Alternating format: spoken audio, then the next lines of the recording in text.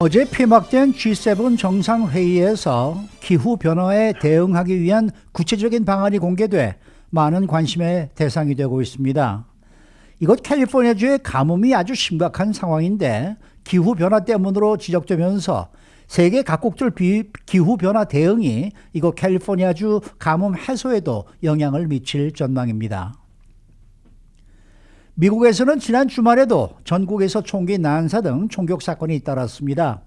이 코로나19를 극복하면서 급격히 정상화되고 있는 분위기에서 총격 범죄도 최근 들어 급증하고 있어 우려를 낳고 있습니다. 오늘은 이러한 소식을 전해드립니다. 주영석 국장. 안녕하십니까. G7 정상회의에서 기후변화와 관련된 중대 발표가 나왔죠? 네, 그렇죠. 국제통화기금 IMF. 네. IMF가 기후변화에 취약한 중간소득 국가 지원 대책을 발표했습니다. 이 새로운 신탁기금인 회복력과 지속가능성 기금을 설립을 추진하고 있다고 지금 밝혔는데요.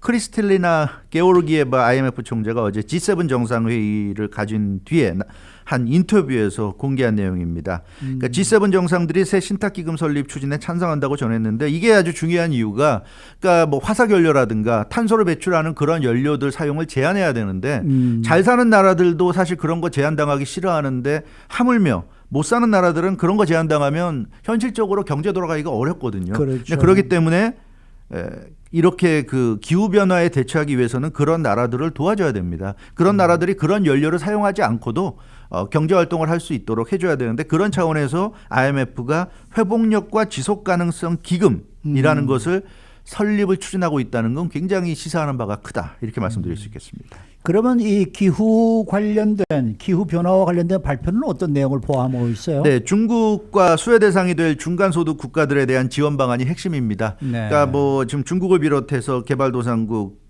또 뭐 이 중진국이야 후진국도 이런 나라들은 지금 그 대부분이 화석연료에 의존하고 있고 그런데요. 네. 그런 화석연료 사용 등에 제한을 가하게 될 경우에 그런 국가들이 빠질 수 있는 어려움 그런 부분을 이제 지원해주는 그런 내용이 이번 방안에 담겨 있다 이렇게 보시면 될 것 같고요. 네. 그러니까 신탁기금을 통해서 자금을 지원해 줌으로써 네. 신기후변화 정책을 펴도록 유도하는 것 이게 큰 그림이라고 할 수가 있겠습니다. 그래서 게오르기에바 IMF 총재가 오는 7월 그러니까 다음 달에 주요 20개국 G20 재무장관 회의를 시한으로 제시했습니다. 그래서 이제 구체적인 시한까지 제시했고요. 다음 달 열리는 G20 재무장관 회의가 열릴 때까지 새 신탁기금 설립 작업에 박차를 가할 것이다 이렇게 강조했습니다. 그래서 이 새 신탁기금 설립과 관련해서 접촉 대상을 늘려나갈 계획이라는 것도 설명을 했는데요. 중국이 이미 새 신탁펀드 참여에 관심을 표명한 그런 상황입니다.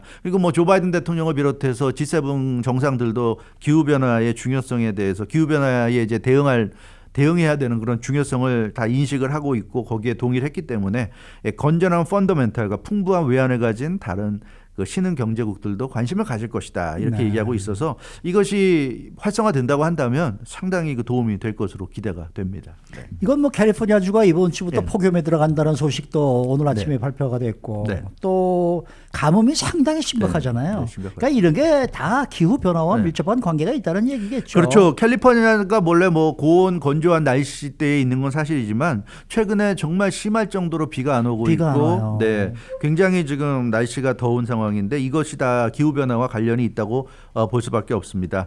그 캘리포니아 전역이 이번 주부터 히트웨이브 폭염에 좀 들어가는데요. 공식적으로 이제 한여름에 접어든 그런 상황입니다. 그래서 굉장히 덥고 건조한 날씨가 당분간 계속될 예정입니다. 근데 캘리포니아 가뭄은 이미 한참 진행돼서 심각한 상황이기 때문에 좀 걱정스럽고요. 이미 북가주, 중가주에는 워터 쇼레이지 이머전시가 발령이 됐습니다. 물 부족 그 비상사태가 지금 발령이 된 상황이고요.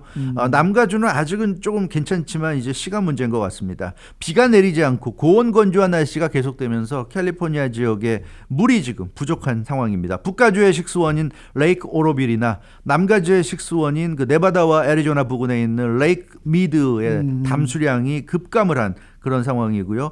또 이들 식수원의 근간이라고 할 수 있는 시에라 마운틴 만년설의 적설량도 최근 들어 크게 좀 줄어들고 있습니다. 비가 내리지 않고 호수 이 담수량도 줄어들고 있고 만년설이 사라지고 있는 이런 모든 원인이 결국 기후 변화 때문이다. 그래서 이 기후 변화에 대처하지 않으면 정말 큰일 날 수 있다는 거를 지금 절감하고 있는 그런 상황입니다. 그러니까 기후 변화 대책은 지금 장기적인 관점뿐만 아니라 네. 지금 당장 문제 해결을 위해서도 말이죠. 이 필요한 그런 필요한 상황이죠. 지금 물이 없는데 물을 어디서 끌어올 겁니까? 그러니까 지금 당장의 문제 해결을 위해서도 기후 변화에 대처해야 되는 거예요. 뭐 기후 변화는 뭐 장기적인 얘기고 뭐 먼 미래 얘기고 또 이게 뭐 사실이 아니라고 믿는 사람들도 있고 하니까 뭐 그런 사람들은 또 다르게 생각할 수도 있겠지만 그러나 이 기후 변화가 지금 과학적으로 좀 객관적으로 기후 변화 때문에 지구에 이런 이상 현상이 나타나고 있는 게 좀 증명이 되고 있기 때문에 네. 이 기후 변화 문제를 해결을 해야 됩니다. 캘리포니아는 지금 물 부족이 워낙 심각해서요. 네. 어디에서 물을 대량으로 지금 끌어올 수 있는 상황이 아닙니다. 물이 뭐 어디서 이렇게 계속 물을 끌어올 수 있겠습니까? 그래서 이 비를 내리게 하는 것밖에 방법이 없는데요. 그러려면 기후 변화에 대처를 해야 되겠고요. 지금 캘리포니아 면적이 미국에서도 가장 넓은 데다가 4천만 명 이상의 인구가 지금 거주하고 있는데 이렇게 넓은 땅에서 이렇게 많은 사람들이 필요로 하는 물은 인력으로 마련하는 건 불가능한 거죠. 그렇기 때문에 이건 비가 내려와야 되는 겁니다. 비가 내려와야 될 것이고 그러려면 날씨가 지금처럼 이렇게 더운 날씨가 계속돼서는 안 될 것이고 날씨가 좀 더 내려가야 될 것이고 그래서 비가 내리면 그렇게 내린 비가 호수나 저수지에 머물러야 되겠죠. 그렇죠. 어쩌다 비가 와도 날씨가 이렇게 고온건조한 날씨가 되면 또 금방 다 증발해 버리니까 네, 비가 와야 되고 그렇게 내린 비가 저장이 돼야 될 것이고 또 높은 산 위에도 그러니까 비가 내린다는 것은 높은 산이나 이렇게 온도가 기온이 내려가 있는 곳은 거기 이제 눈이 내린다는 얘기니까 비가 오고 높은 산 위에 눈이 내리고 만년설이 쌓이고 그게 녹지 않아야 거기서 이제 물이 내려와서 강물로 흐르게 되고 강물이 마르지 않을 수 있습니다. 이 캘리포니아의 젖주위라고 할 수 있는 서부 지역의 젖주위라고 할 수 있는 콜로라도 리버, 콜로라도 리버의 수계도 지금 굉장히 많이 내려간 그런 상태예요. 그러니까 비는 오지 않고 가뭄이 계속되니까 물이 그 수심이 계속 좀 낮아지고 있는 건데 그렇겠죠. 이 지구 온난화 현상, 기후 변화에 반드시 대처해야 하는 그런 상황입니다. 기후를 내려야지 비도 내리고 눈도 내리고 그래야 우리가 이제 먹고 살 수 있는 거니까는요. 이번 G7 정상회의에서 나온 대책들이 새로운 변화의 시작이 돼야 할 것으로 보입니다. 예, 지금 이게 뭐 먼 나라 얘기도 아니고 먼 미래 얘기도 아니고 지금 우리의 현실이다 그렇게 생각하고 우리가 모두 지금 이 문제를 심각하게 바라봐야 됩니다. 맞아요. 이거 심각한 문제예요. 예. 그렇지 않으면 우리가 샤워도 제대로 못 할 수 있고 마시고 싶을 때 물도 제대로 못 마실 수 있고요. 정말 심각하지 않은가 싶습니다. 몇 년 전에는 그런 적도 있지 않습니까? 뭐 잔디에 물 주지 말아라. 그렇죠. 뭐 이런 네. 조처도 내려왔었고. 지금 북가주 쪽은 이미 그런 조치가 내려왔어요. 잔디에 물 주는 거 그리고 뭐 주택이나 아파트에 수영장 있는 거에 물 채우지 않을 것 그런 것 등이 지금 뭐 지시가 카워시도 하지 말아라. 그렇죠. 뭐 지시가 내려온 상황인데요. 있었어요. 남가주도 당장은 괜찮은데 지금 아직까지는 괜찮은데 남가주도 이런 식으로 가다가는 멀지 않아서 또 그런 명령 내려올 수 있을 것 같습니다. 네. 네. 자, 요즘 이 총격 사건이 아주 극심하게 발생을 해서 걱정인데 지난 주말에도 또 많은 총격 사건이 발생했네요. 지난 주말엔 정말 심각했습니다. 네. 정말 총격으로 얼룩진 주말이라고 해도 과언이 아닌데요. 일리노이, 시카고, 텍사스, 오스틴, 댈러스, 조지아주, 사바나 등에서 총기 난사가 잇따라 발생했습니다. 시카고에서 보도위에 그 행인들에게 총격이 가해져서 1명이 숨지고 9명이 다쳤고요. 네. 텍사스 오스틴에서는 이 2명 사이에 총격전이 벌어져서 주변에 있던 사람들 14명이 총격을 당했습니다. 또 그 금요일 밤에는 조지아주 사바나에서 총격 사건이 벌어져서 1명이 숨지고 7명이 총상을 입었고요. 텍사스주 댈러스에서는 갱들 간의 총격이 벌어져서 5명이 부상당했는데 4살 된 아이까지 이 부상을 당했다고 합니다. 근데 이게 최근 들어서 총격 사건이 급증하는 건 수치상으로도 뭐 얼마든지 쉽게 지금 우리가 알아볼 수 있어요. 네, 증명이 되고 있어요. 비영리 연구단체죠. 총기폭력 아카이브의 그 조사 결과 발표를 보면 이 미국에서 올해 들어서 발생한 총기 난사가 269건에 달합니다. 269건. 이게 총기 난사예요. 총기 난사의 의미가 한 번에 4명 이상이 총격당할 때 우리 공식적으로 총기 난사라고 규정이 되는데요. 4명 이상 총격당하는 사건이 미국에서 올해 들어서 269건에 달했다고 하니까 이게 좀 어마어마합니다. 네. 올해 들어서 아직 절반도 지나지 않았는데 총 16,991명, 한 17,000여 명 정도가 총격 때문에 사망하거나 다쳤습니다. 17,000여 명이 벌써. 그리고 이 중에 11살 이하 어린이 133명이 사망했고요. 326명이 부상을 당했습니다. 그러니까 11살 이하 어린이들도 참 많이 총격을 당했고 그러니까 총격이라는 건 어린이나 노약자라고 봐주지도 않고요. 그렇죠. 총 쏘는 사람들이 뭐 어린이라고 안 쏘는 게 아닙니다. 그래서 무차별적으로 총격이 이루어지고 있다. 참 미국이 어쩌다 이렇게 정말 야만적인지, 원래 야만적인 국가인지 모르겠지만 정말 야만적인 모습이에요. 정말 충격적이라고 할 수밖에 없습니다. 왜 이렇게 총 쏘는 걸 좋아하고 총 갖고 있는 걸 좋아하는지 모르겠는데 정말 전 세계 어딜 봐도 이렇게 야만적인 국가가 있을까 싶을 만큼 요즘 들어서 정말 미국 보면 지금 총기와 관련된 모습을 보면 그러면서도 총기를 또 포기하고 싶어하지 않는 모습은 정말 야만적이라는 말밖에는 저는 떠오르지 않습니다. 네. 근데 특히 시카고 쪽이 굉장히 심각한 것 같아요. 정말 심각합니다. 네. 미국에서 가장 총격과 관련해서 심각한 곳 하면 시카고 그리고 텍사스주. 도시로는 시카고, 주로는 텍사스주 이렇게 꼽을 수가 있는데요.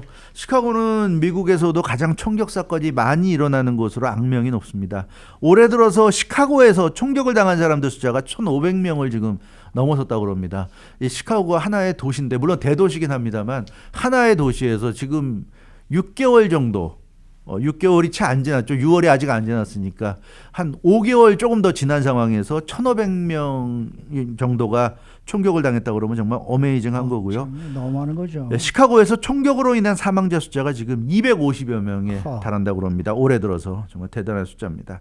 텍사스는 뭐 주니까 뭐 아마 더 심할 것 같은데요. 구체적인 수치가 집계조차 되지 않고 있습니다. 올해 들어서 지난해보다 50% 60% 이상 증가한 것으로 알려져 있습니다. 그리고 뭐 아시다시피 텍사스에서는 이 시간에도 전해드렸다시피 총기면 없이도 이제 총기 소지를 할 수가 있습니다. 그러니까 지금 미국은 원칙적으로는 이제 집에 총기 면허가 있는 사람들이 총기를 가지고 있다가 위급한 상황일 때 총을 들고 대처할 수 있는 것, 그게 이제 기본 원칙이라고 할 수 있는데 텍사스주는 총을 갖고 다닐 수 있도록 총기 면허 없이도 뭐 지금 그런 지금 그 법이 시행이 되고 7월부터 되는 것으로 알고 있는데요. 그래서 좀 걱정이 많고요. 앞으로 텍사스 상황은 갈수록 더 악화될 것이다. 그러니까 많은 사람들이 이제 텍사스는 안 가겠다고 그럽니다. 텍사스 갔다가는 정말 전혀 예상치 못한 상황에서 어디에서 나에게 총알이 날라올지 알 수 없는 상황이기 때문에 뭐 많은 사람들이 이제 텍사스 안 가겠다 이런 얘기 하고 있는데 참 심각한 상황인 것 같습니다. 네. 근데 뭐 조 바이든 대통령이 취임한 후에 뭐 총기 규제를 좀 가속화하겠다 이런 움직임을 보이고는 있습니다만은 현실에서는 잘 추진이 안 되고 있는 것 같아요. 반발이 워낙 심하죠. 조 바이든 대통령과 민주당은 대량 살상 무기 판매 금지를 좀 추진하고 있고요. 대용량 탄창 판매도 금지를 추진하고 있습니다. 총기 구입자들의 신원 정보 조사도 강화하고 있죠. 이런 것 등이 주요 핵심 그 총기 규제 내용인데요.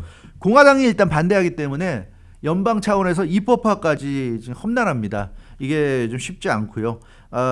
연방 차원에서는 뭐 민주당 주도로 한다고 그래도 연방 상원은 지금 50대 50이잖아요. 한 명이라도 반대하면 안 되는데 뭐 조 메이신 뭐 상원 의원 같은 경우는 뭐 이 법안에 대해서도 좀 반대하고 있고 그래서 민주당 단독으로 이런 총기 규제 법안을 통과시키기도 쉽지 않습니다. 그래도 조 바이든 대통령과 민주당은 좀 추진하고 있고 그러다 보니까 공화당이 어떻게 나오고 있냐면 지금 주 단위에서 반대하고 있어요. 공화당은 그러니까 연방 차원에서는 대통령도 민주당이고 연방 상원, 연방 하원도 민주당이 장악하고 있으니까 지금 그 주 차원에서 반항을 하고 있습니다. 그래서 지금 공화당이 지금 조 바이든 대통령 시대의 주요 전략은 연방 차원에서는 당해내지 못하니까 주에서 우리가 다 하나하나 회방을 놓겠다. 이게 지금 공화당의 전략이에요. 모든 조 바이든 대통령의 정책에 대해서 주 차원에서 딴지를 걸고 있습니다. 공화당이 주지사인 곳, 공화당이 주 의회를 장악하는 곳 이런 곳에서는 다 지금 공화당이 그 연방에서 실시되고 있는 연방이 추진하고 있는 그런 어떤 개혁을 다 지금 반대하고 있는데 마찬가지예요.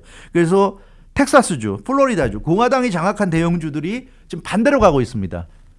연방 차원에서 민주당이 강력한 총기 규제로 나가는 것을 주 차원에서 딴지를 걸고 있고 그래서 텍사스와 플로리다가 논란이 될 수도 있는 정도로 총기 규제를 완화하고 있어요. 이게 좀 걱정스러운 부분입니다. 그러니까 민주당과 조 바이든 대통령이 하는 대로 놔두지 않겠다. 반대하는데 이게 좀 너무 정도가 심하니까 연방 차원에서 강력한 이 총기 규제한다. 그럼 우리는 주 차원에서 또 강력하게 총기를 풀어준다, 규제를 풀어준다 이렇게 나가고 있어요. 그래서 이 텍사스나 플로리다에서는 좀 지나치다 싶을 정도로 지금 총기 규제를 좀 풀어주고 있습니다. 그래서 이게 어떻게 보면 조 바이든 대통령 4년 동안의 큰 문제가 아닐까 싶어요. 공화당의 전략은 누가 봐도 좀 뚜렷합니다.